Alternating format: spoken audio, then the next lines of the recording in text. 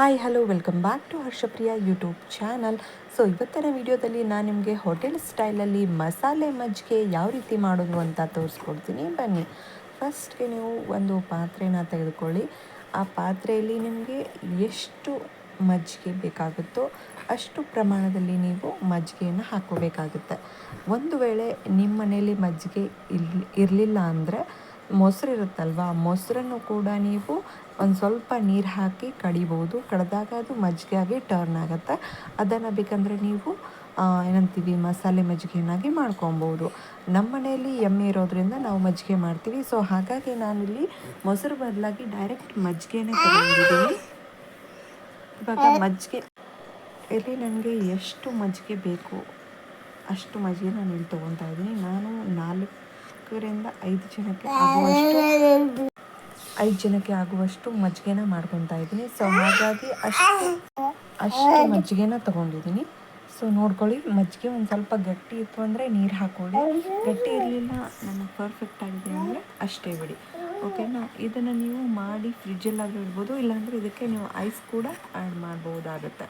Okay, ಅದು ನಿಮಗೆ ಬಿಟ್ಟಿದ್ದು, ನೀವು ಆ್ಯಡ್ ಮಾಡ್ತೀರಾ ಅಥವಾ ಬಿಡ್ತೀರಾ. ನೆಕ್ಸ್ಟ್ ನಾನು ಇದಕ್ಕೆ ರುಚಿಗೆ ತಕ್ಕಷ್ಟು ಉಪ್ಪನ್ನು ಹಾಕ್ತಾಯಿದ್ದೀನಿ. ಉಪ್ಪು ನೋಡ್ಕೊಂಡು ಹಾಕ್ಕೊಳ್ಳಿ, ಬೇಕಂದರೆ ಆಮೇಲೆ ಹಾಕಿರುತ್ತೆ, ಒಮ್ಮೆ ಜಾಸ್ತಿ ಹಾಕೋಕ್ಕೆ ಹೋಗಬೇಡಿ.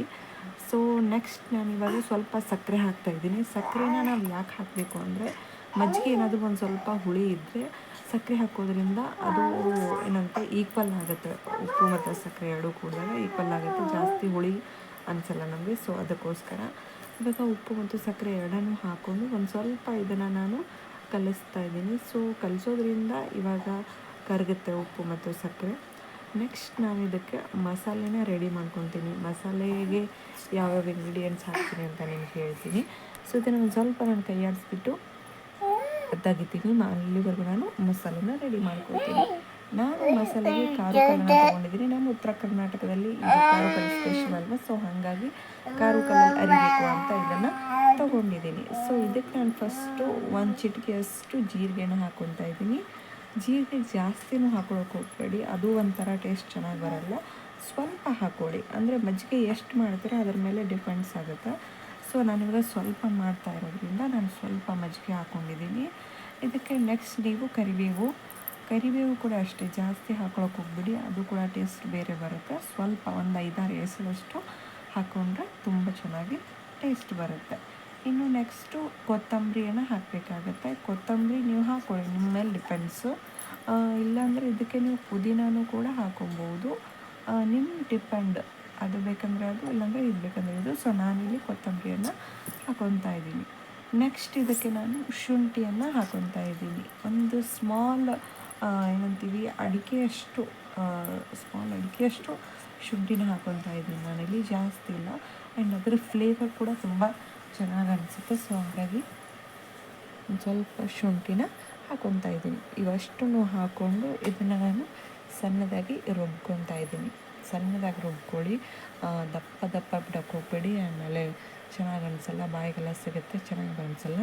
ಸಣ್ಣದಾಗಿ ರುಬ್ಕೊಳ್ಳಿ, ನಿಮಗೆ ಅದ್ರ ಫ್ಲೇವರ್ಡ್ ಮಾತ್ರ ಬರಬೇಕು, ಅದು ಬಾಯಿಗೆ ಹತ್ತಲೇಬಾರ್ದು.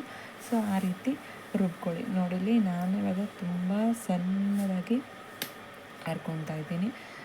ನಿಮ್ಗೆ ಅನ್ನಿಸ್ತಾ ಇದೆ ನಾನು ಸ್ವಲ್ಪನೇ ತೊಗೊಂಡಿದ್ದೀನಿ ಅಂತ, ಬಟ್ ನಾನು ತೊಗೊಂಡಿರುವಂಥ ಮಜ್ಜಿಗೆ ಇದು ಕನ್ಸಿಸ್ಟೆನ್ಸಿ ಆಗಿದೆ. ಸೊ ಅದಕ್ಕೋಸ್ಕರ ಅಷ್ಟೇ ತೊಗೊಂಡಿದ್ದೀನಿ. ಆ್ಯಂಡ್ ಇದು ಇವಾಗ ಸಣ್ಣದಾಗಿದೆ. 1 ಚಮಚ ತೊಗೊಂಡ್ಬಿಟ್ಟು ಇದನ್ನೆಲ್ಲ ತೆಗೆದುಬಿಟ್ಟು ನಾನಿವಾಗ ಇದನ್ನು ಮಜ್ಜಿಗೆಗೆ ಆ್ಯಡ್ ಮಾಡ್ಕೊತೀನಿ. ಮಜ್ಜಿಗೆಗೆ ಆ್ಯಡ್ ಆದಮೇಲೆ ನಿಮ್ಗೆ ಮಜ್ಜಿಗೆ ಒಂದು ಸ್ವಲ್ಪ ಗಟ್ಟಿ ಅನ್ನಿಸ್ತಾ ಇದೆ ಅಂದರೆ ಒಂದು ಸ್ವಲ್ಪ ನೀರು ಹಾಕಿ ಕಡ್ಗೋಲಿಂದ ಕಡಿದ್ರಿ ಅಂದರೆ ಅವಾಗ ಕೂಡ ಮಜ್ಜಿಗೆ ಗಟ್ಟಿಯಾಗಿ ಬರುತ್ತೆ, ಚೆನ್ನಾಗಿ ಬರುತ್ತೆ, ಟೇಸ್ಟಿಯಾಗಿ ಬರುತ್ತೆ. ಕಡಿಯೋದ್ರಿಂದ ಒಂದು ಸ್ವಲ್ಪ ಟೇಸ್ಟ್ ಇನ್ನೂ ಎನ್ಹ್ಯಾನ್ಸ್ ಆಗುತ್ತೆ. ಸೊ ಅದಕ್ಕೋಸ್ಕರ ಆ ರೀತಿ ಬೇಕಂದರೆ ನೀವು ಮಾಡ್ಕೊಬೋದು. ಇವಾಗ ನೆಕ್ಸ್ಟ್ ನಾನು ಇದಕ್ಕೆ ಅದೇನು ಇದು ಹಾಕಿದ್ದಲ್ವ ಅದೆಲ್ಲ ಹಾಕಿ ಕಲಸಿದ್ದೀನಿ. ಇವಾಗ ಮಸಾಲೆ ಮಜ್ಜಿಗೆ ರೆಡಿ ಆಗಿದೆ. ಇದನ್ನು ನೀವು ಬಿಸಿಲಲ್ಲಿ ತಣ್ಣಗೆ ಕುಡಿಬಹುದು. ಹಾಗೆಯೇ ಪಲಾವ್ ಏನಾದರೂ ಮಾಡಿದ್ರಿ ಅಂದರೆ ಸೈಡ್ ಇದನ್ನು ಒಂದು ಸ್ವಲ್ಪ ಸಿಪ್ಪು ಕುಡಿತಾಯಿದ್ರು ಕೂಡ ಸಖತ್ ಟೇಸ್ಟ್ ಕೊಡುತ್ತೆ. ಈ ರೀತಿ ನಿಮ್ಮ ಮನೇಲೂ ಕೂಡ ಒಂದು ಸತಿ ಟ್ರೈ ಮಾಡಿ ನೋಡಿ. ಹೇಗೆ ಅನ್ನಿಸ್ತು ಅಂತ ನಾನು ಕಮೆಂಟ್ ಮಾಡೋದನ್ನು ಮಾತ್ರ ಮರೆಯೋಕ್ಕೆ ಹೋಗ್ಬಿಡಿ. ಆ್ಯಂಡ್ ಫಸ್ಟ್ ಟೈಮ್ ಯಾರಾದರೂ ನಾನು ವೀಡಿಯೋನ ನೋಡ್ತಾ ಇದ್ರಿ ಅಂದರೆ ಪ್ಲೀಸ್ ಸಬ್ಸ್ಕ್ರೈಬ್ ಮಾಡಿ, ಆಮೇಲೆ ಸಪೋರ್ಟ್ ಮಾಡಿ ಅಂತ ಕೇಳ್ಕೊತೀನಿ. ಯಾಕಂದರೆ ಒಳ್ಳೊಳ್ಳೆ ಯೂಸ್ಫುಲ್ ಆಗಿರುವಂತಹ ಅಡುಗೆನ ನಾನು ನಿಮಗೆ ಹೇಳ್ಕೊಟ್ಟಿದ್ದೀನಿ ಅಂತ ನಿಮ್ಗೆ ಅನಿಸಿದ್ರೆ ಪ್ಲೀಸ್ ಸಬ್ಸ್ಕ್ರೈಬ್ ಮಾಡೋದನ್ನು ಮಾತ್ರ ಮರಿಬೇಡಿ. ಆ್ಯಂಡ್ ಯಾರೆಲ್ಲ ವಿಡಿಯೋನ ನೋಡಿದ್ದೀರಿ, ಥ್ಯಾಂಕ್ ಯು ಸೋ ಮಚ್ ನಿಮ್ಮ ಸಪೋರ್ಟ್ಗೆ. ಆ್ಯಂಡ್ ಎಸ್, ನಿಮಗೆಲ್ಲ ಮಸಾಲೆ ಮಜ್ಜಿಗೆ ಇಷ್ಟ ಆಯಿತು ಅಂತ ಅಂದ್ಕೊತೀನಿ. Thanks for watching ಹರ್ಷಪ್ರಿಯ.